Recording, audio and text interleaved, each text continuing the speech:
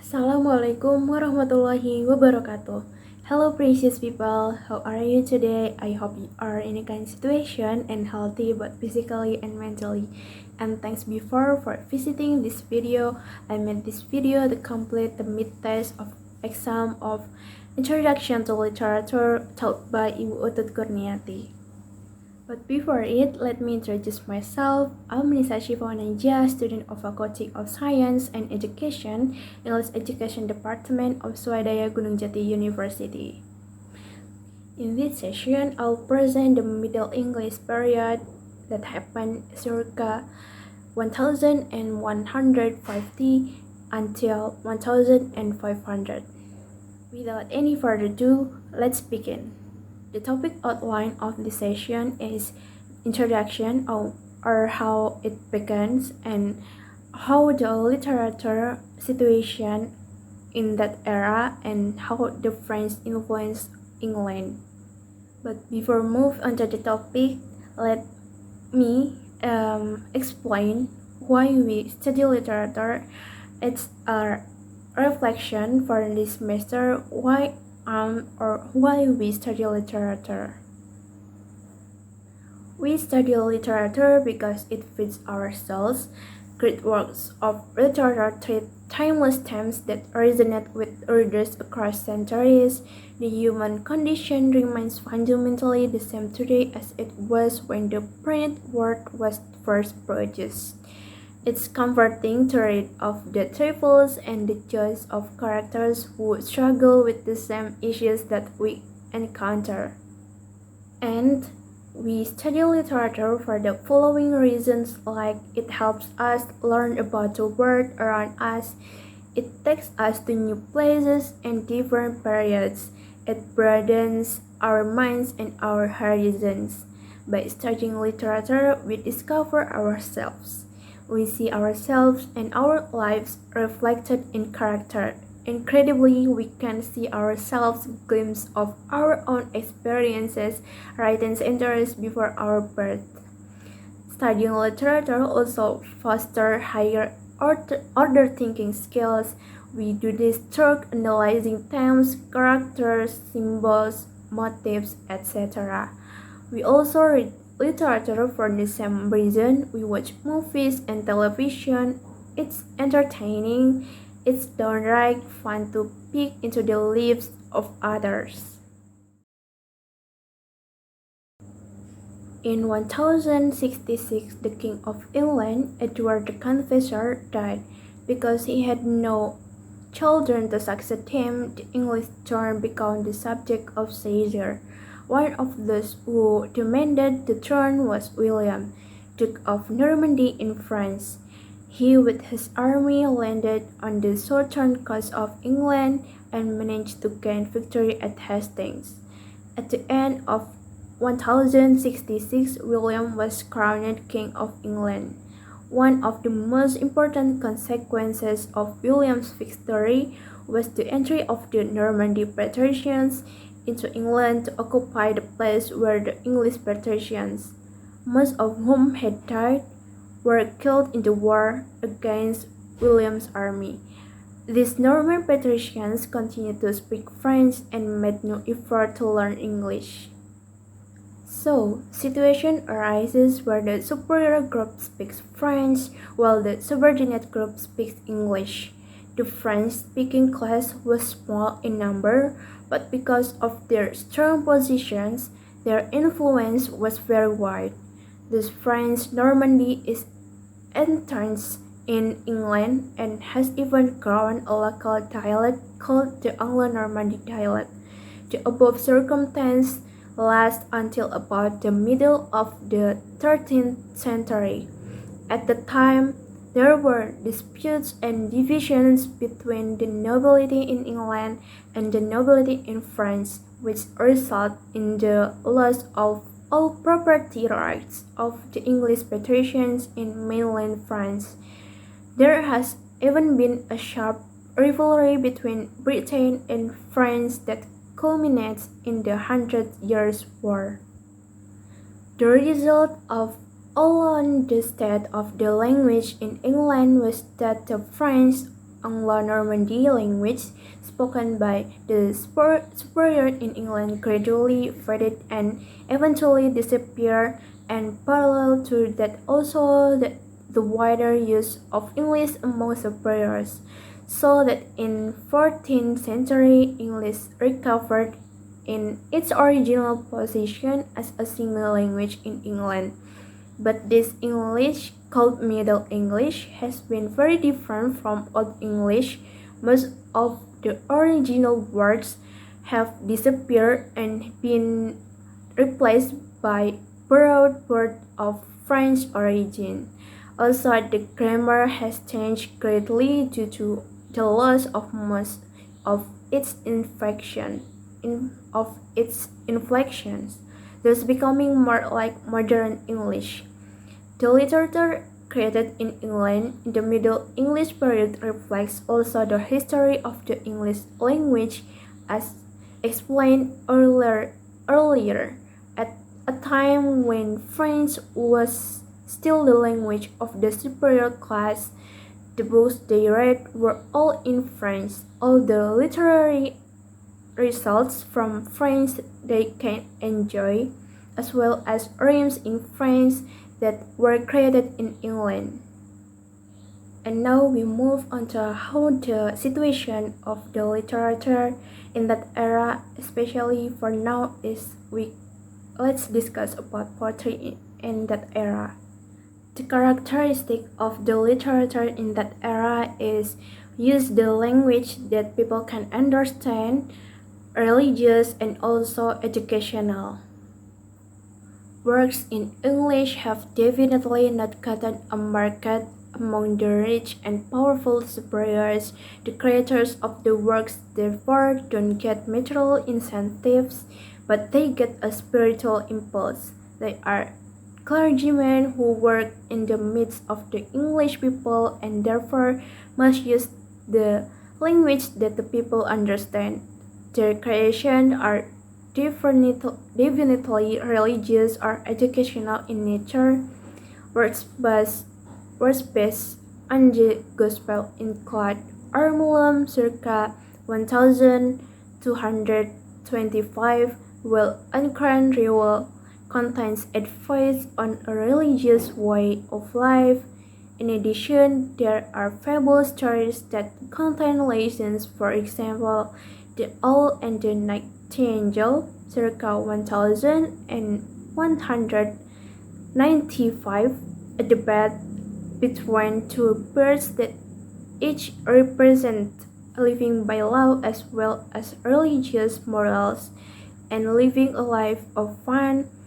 An exception is the work of layman, also a clergyman entitled Bread, circa 1200, which is not religiously themed but rather historical. Layman's works in base of unbasis Roman the Broad, written in French, and tells the history of England, which is actually more of a legend, in which King Arthur and his knights play an important role. In addition to the works created by the clergy, there are rhymes circulating by word of mouth among the common people called ballads. A ballad is usually unclear about its creator as well as its origins and contains a story. Notable among others are the ballads about Robin Hood. These ballads are a reflection of the livelihoods and feelings of the common people in England. The division between the nobility in England and France in the mid-13th century was reflected in English literature. The types of literature that are usually written in French began to be translated or adapted into English. The most popular type is so-called romance. A romance is a story about extraordinary deeds and events that are most impossible in ordinary livelihoods. The story is usually about love, chivalry, and religion, and revolves around a main character who, according to the views of the era, is perfect, is brave, has clean moral, has respect for women, likes to help the weak, and is loyal to his friends and superiors. Romance stories are taken from France, for example, Canton de Rollins, which tells the story of Roland's heroism and in his final battle against the Saracens in Roncesvalles. There are also those taken from Greece and Rome, for example, which tell about the greatness of Iskandar or Alexander. There are many stories in England itself, and the most famous are the stories about King Arthur and his etc. These stories of Arthur actually come from the Celt people, but the literary form was given by French poets.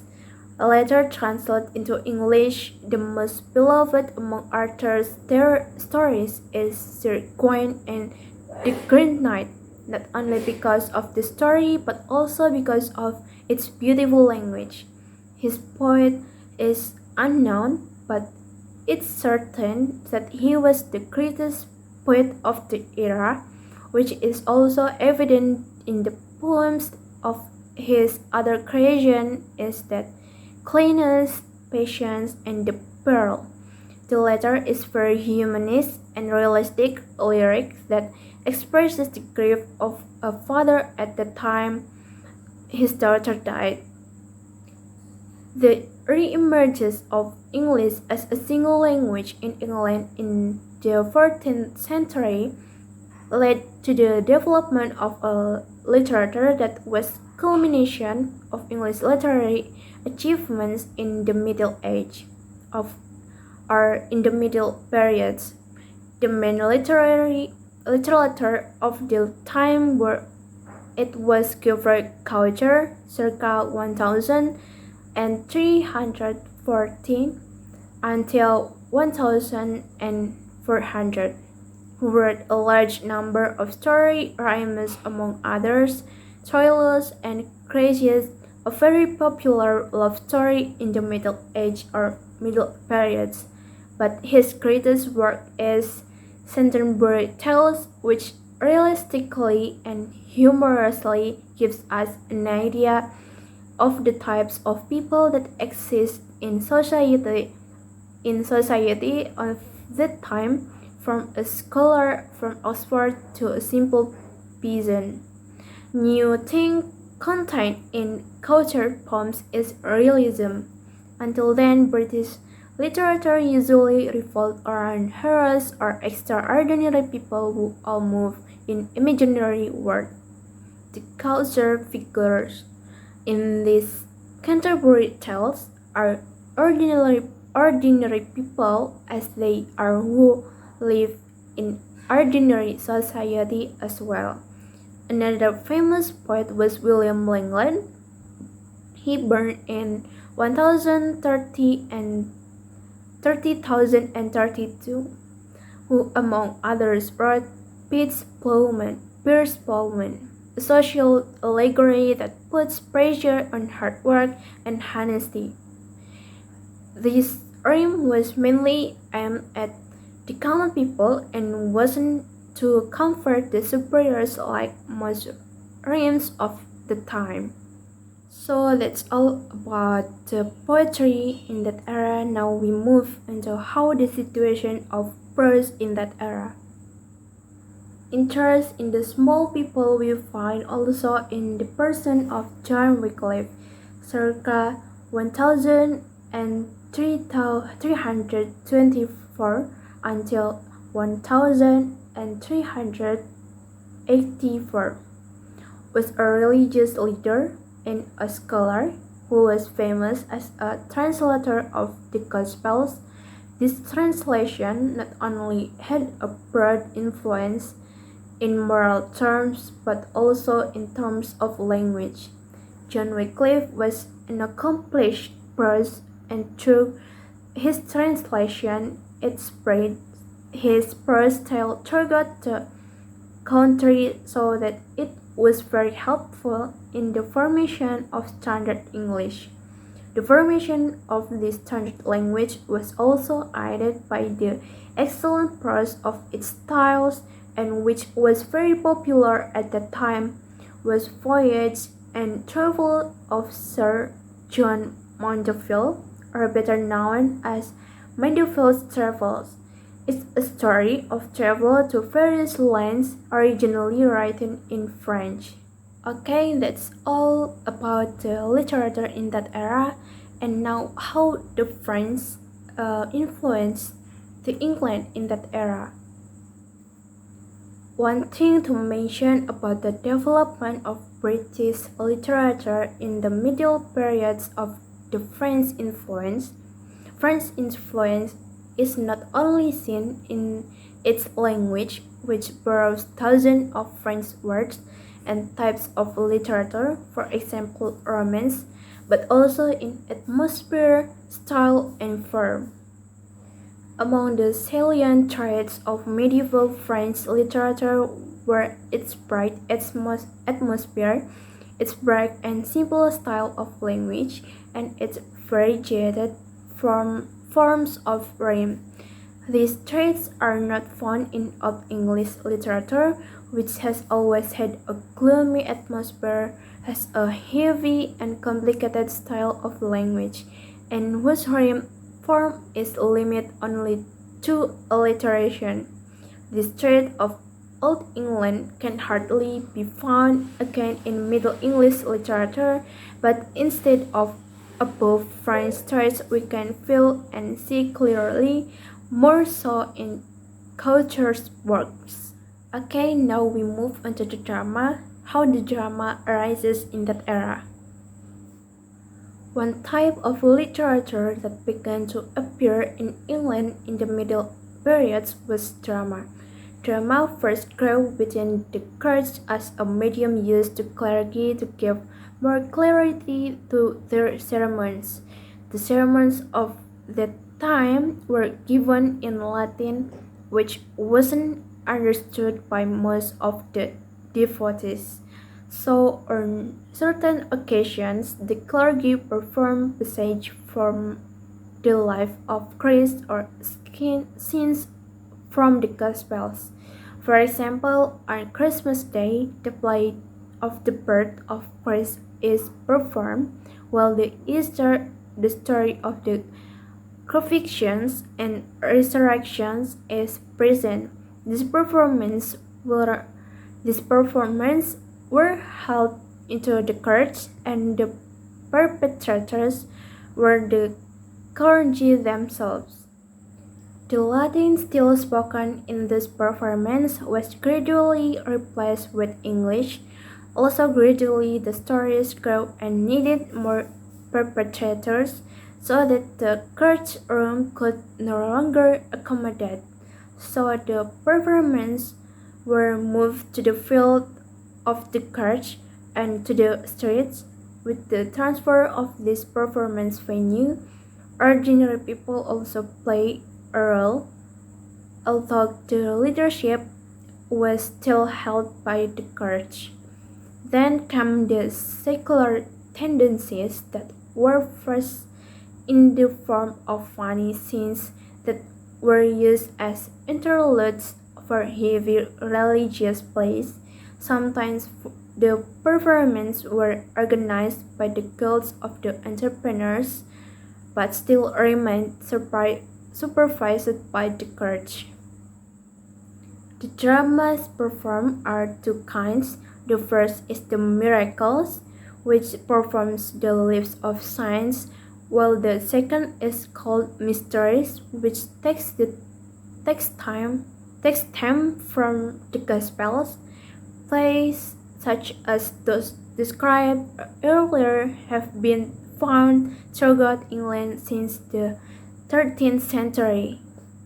So that's all about the Middle English periods, how it begins, how the literature of are in that situation, in that era, and how the French influenced England, and how the dramas arises in that era have been arises in that era. Thanks for watching. Wassalamualaikum warahmatullahi wabarakatuh.